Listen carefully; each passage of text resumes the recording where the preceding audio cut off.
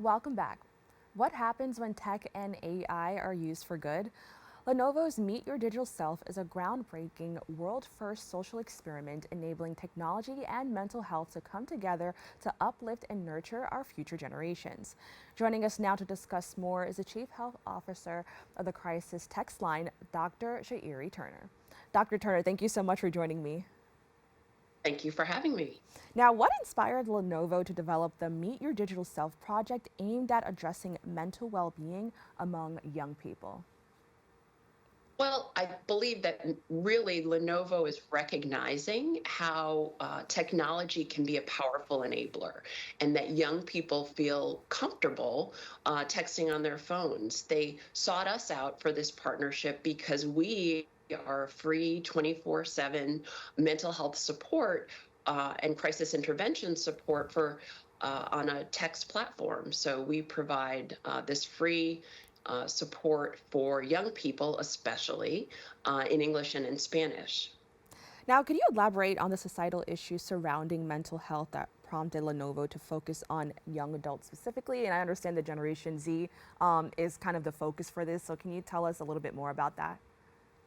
Yes, we are in the midst of a mental health emergency, a youth mental health emergency, more specifically. We know, looking at statistics, that back in 2010, for example, 2 million young people reported symptoms of depression. Fast forward to 2022, 5 million young people are indicating issues with depression. We see this ourselves in the texters that we serve. We know that over 70% of our texters are under the age of 24. So they are digital natives who feel very comfortable reaching out for support through a text platform. In addition, our United in Empathy report shared that stress and anxiety are the two top issues for younger people. Now, could you walk us through the process of selecting the two young adults who participated in the social experiment? So I wasn't a part of the selection process. That was Lenovo's really careful choice around young people who could represent, I believe, a span of other individual young people and represent young people, so that the purpose really is to show that you can reconcile your online and offline identities and connect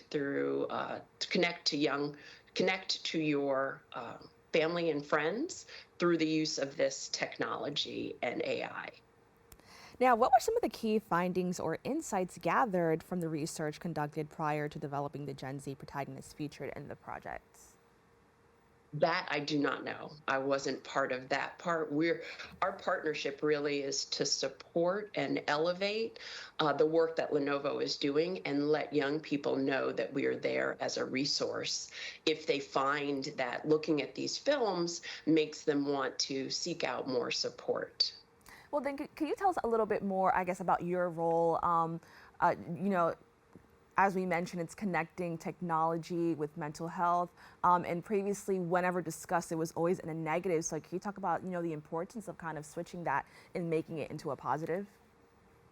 Yes. So we've seen how powerful it is over the past 10 years to be able to establish a human to human connection through text. And our volunteers, we've trained over 70,000 volunteers in stages of a conversation. So they help the texter to identify the crisis through empathetic and active listening. They then collaboratively problem solve with the texter to help to establish some coping strategies and then de escalate the conversation so that the texter feels better at the end and then also has resources to leave with after the conversation is over.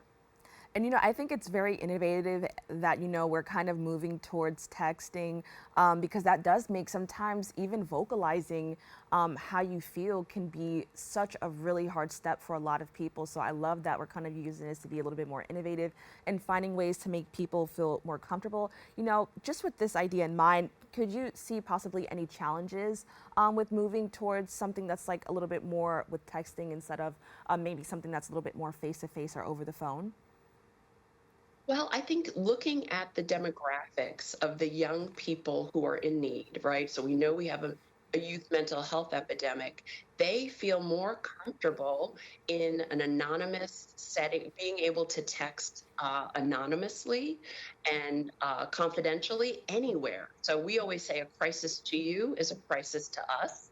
So whatever they're struggling with, they know that if they're in their classroom, they're out with friends, there's always an in the moment resource available. So that only allows for greater access and mental health support.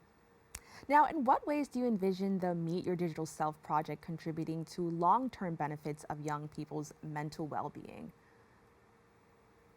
Well, anything that allows young people to both explore their mental health issues and connect with their family or friends for additional support is a good thing.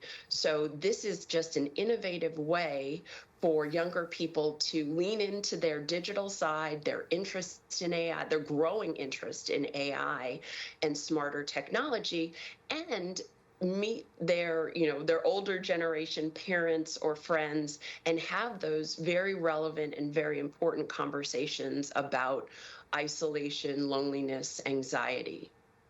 Now, what do you hope to see for the future of this effort? As I mentioned previously, I think it's amazing. And I think it's going to help more than just young people. I think it's going to help people who are a lot older, because it's just a new way to address mental health. So, what do you hope to see for the future of initiatives and efforts like this? Yes, I hope this is just the start of opportunities where people feel comfortable using technology as a tool, right? It never replaces, it doesn't replace for us that human to human connection, right? So crisis text line is always a texter connecting with a live volunteer. But our hope is that this helps us to bridge the gap and create more opportunities for people of all ages, like you said, to get more resources because we know we're in a mental health epidemic and there's a shortage of mental health professionals. So anything that can provide more support and help to decrease the stigma is a good thing.